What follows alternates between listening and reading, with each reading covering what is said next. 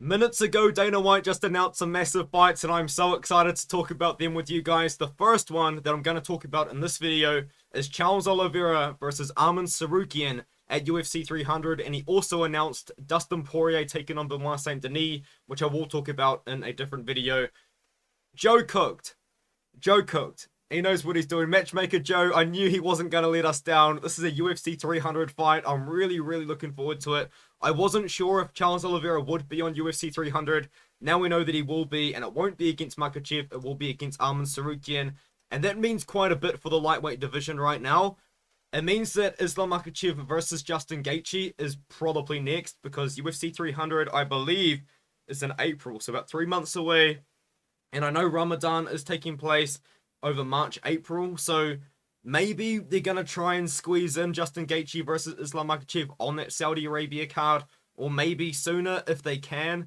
But I feel like if they're not going to do it on the Saudi card, Islam Makhachev is just going to have to wait until obviously after Ramadan and then fight. So what we know though from this is for a fact, Charles Oliveira is not fighting Islam Makhachev next. He's not getting his title shot, even though he was scheduled to fight Islam in the rematch. He pulled out due to that cut over his eyebrow, and now he's taking on, in my opinion, a stylistically near equal in difficulty matchup, because ARMAN TSARUKYAN is not the best matchup for Charles Oliveira. We know how his fight against Islam Makhachev went originally.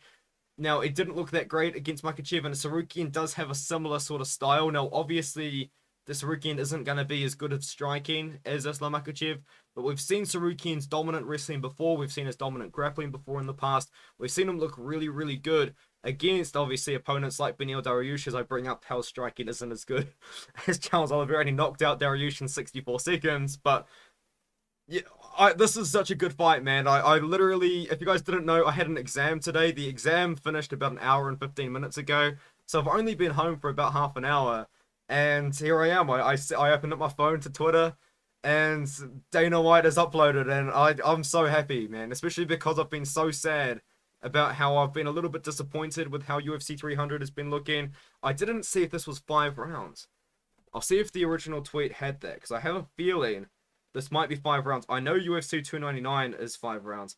This is not. I believe this is only a 3-round fight. I think that might benefit Charles Oliveira, because he's a big guy and he's incredibly aggressive, and if he can keep up his very intense high pressure pace moving forward with high volume, obviously going for a lot of submission attempts, just being really active on the feet and on the ground, I think Charles Oliveira over 3 rounds does stand a good chance against ARMAN TSARUKYAN, because it gives him less time to, I guess, slow down. I know that Oliveira probably does have pretty good cardio. He seems to be a guy that is obviously in great shape. He's a former champion, of course, but we haven't really seen him go the distance, except for when he fought Ferguson. But that was a kind of one-way traffic, and he was just kind of on top for that fight.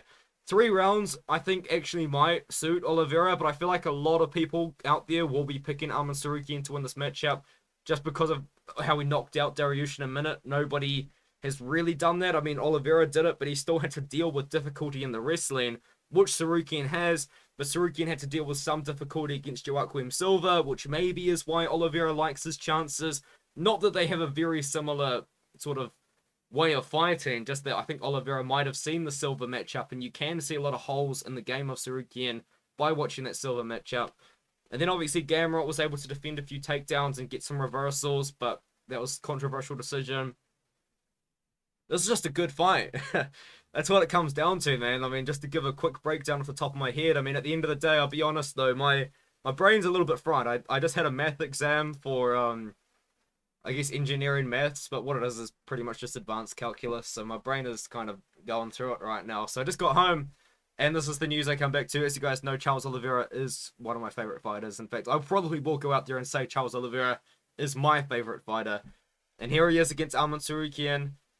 Really tough matchup for him, though. Really tough matchup for Charles Oliveira, because ARMAN TSARUKYAN's a tough stylistic matchup for him, you know. ARMAN TSARUKYAN can wrestle, he can strike. Do I think he's as good of a striker as Charles Oliveira? I will say no to that.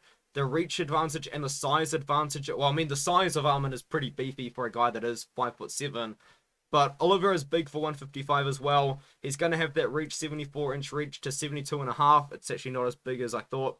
TSARUKYAN's got long arms. He must be like Volk. long ass arms for 5'7", because Oliveira is I feel like Oliveira is a pretty big 5'10". It's because he's big for 155 pounds. I know he used to fight at 145, but his new frame, he doesn't look small for 155 at all. And neither does Tsarukyan. He must have some long arms for his frame. Anyways.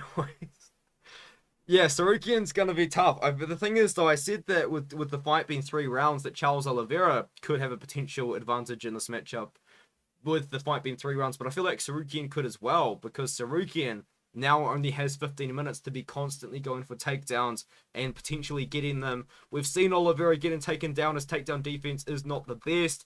I mean, Dariush took him down and controlled him for a bit. Oliveira does seem to accept getting taken down quite a bit, which is a bit of an issue. Now, I thought that was actually going to be an advantage for him, taking on Islam Makhachev. We learned that it is not, because Oliveira is willing to go down to the ground. Oliveira is dangerous. You know, when he's on his back, he's a very, very good submission artist. He's throwing up submissions.